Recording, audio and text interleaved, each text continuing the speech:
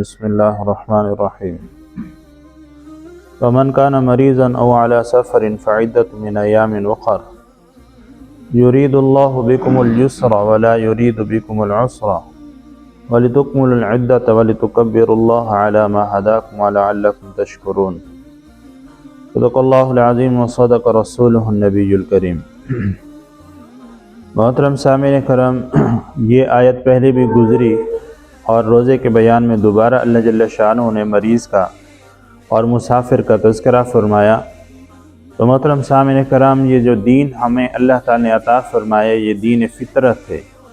دین فطرت کا مطلب یہ ہے کہ اس کے اندر کوئی اللہ تعالیٰ نے ایسے مسائل نہیں ڈال دیے کہ جو بندہ نہ کر سکتا ہو۔ بندے کی طبیعت کے مطابق اللہ تعالیٰ نے اس دین کو بھیجا۔ اور ایک جگہ اللہ جل شانہ ارشاد فرماتے ہیں لا یکلف اللہ نفسا الا وسعها، کہ اللہ تعالیٰ نے کسی ایسی چیز کا بندے کو مکلف نہیں بنایا کہ جو اس کی وسعت کے اندر نہ ہو۔ ایک بندہ بیمار ہے اور وہ کھڑے ہو کے نماز نہیں پڑھ سکتا تو اس کے لیے اللہ تعالیٰ نے آسانی رکھی کہ بیٹھ کر نماز پڑھ لے۔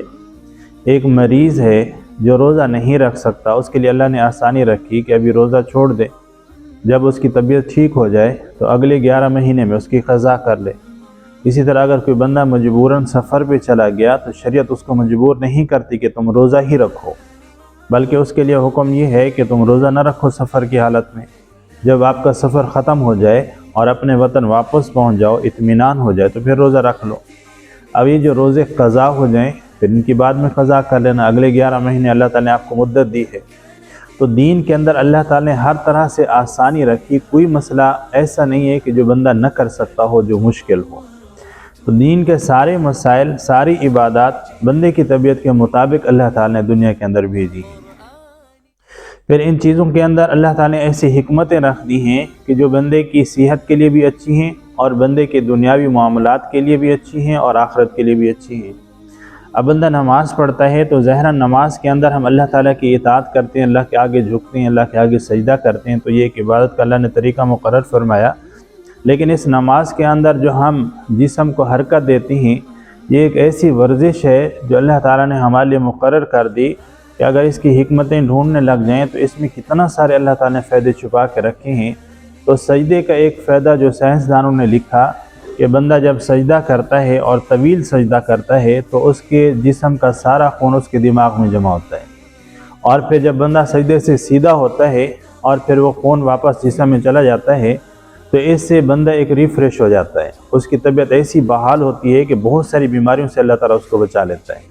اسی طرح ہم وضو کرتے ہیں تو وضو کے اندر جب گردن کا مسح کرتے ہیں تو دیکھنے میں تو ایک معمولی سا عمل ہمیں نظر آتا ہے، لیکن اس سے جنون کی بیماری ختم ہوتی ہے، مرگی کی بیماری ختم ہوتی ہے، اور بہت ساری بیماریاں ہیں جو دن میں 5 مرتبہ گردن کے اوپر اگر چند قطرے پانی کے گر جائیں تو اس سے اللہ تعالیٰ بہت سی موذی بیماریوں سے بندے کو بچا لیتا ہے۔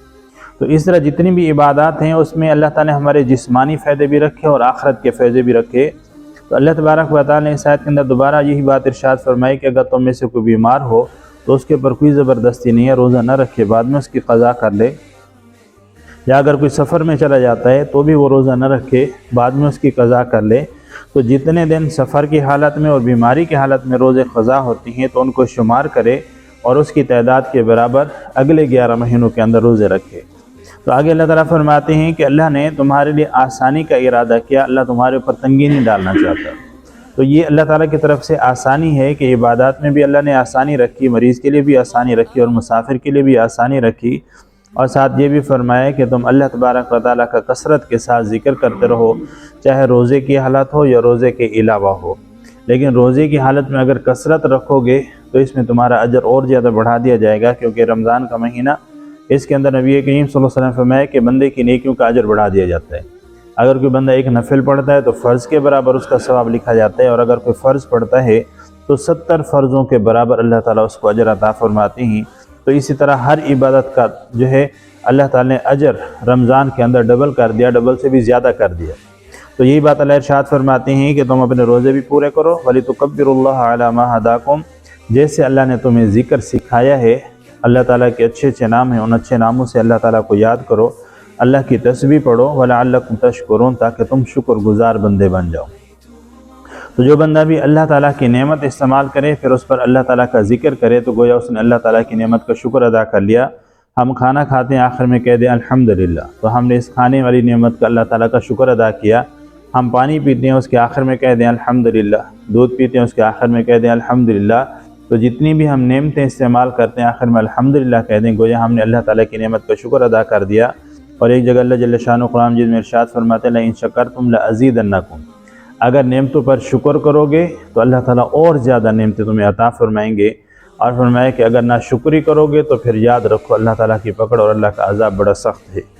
تو اللہ جل شانہ ارشاد فرماتے ہیں من کان مریضا او علی سفر فعدۃ من ایام اخر، اور جو بندہ بیمار ہو یا سفر میں ہو تو دوسرے دنوں کی گنتی شمار کر لے روزوں کے لیے۔ یرید اللہ بکم اليسر ولا یرید بکم العسر، اللہ تعالیٰ تمہارے لیے آسانی چاہتے ہیں، تمہارے لیے تنگی نہیں چاہتے۔ وَلِتُكْمِلُوا الْعِدَّةَ وَلِتُكَبِّرُوا اللَّهَ عَلَى مَا هَدَاكُمْ، اور اپنے روزوں کی گنتی کو پورا کرو اور اللہ تعالیٰ کی تکبیر، اللہ کی بڑائی بیان کرو جیسے اس نے تمہیں سکھا دیا۔ وَلَعَلَّكُمْ تَشْكُرُونَ، تاکہ تم شکر گزار بندے بن جاؤ۔ جو کہا سنا اللہ تعالیٰ آپ کو مجھے عمل کرنے کی توفیق عطا فرما دے۔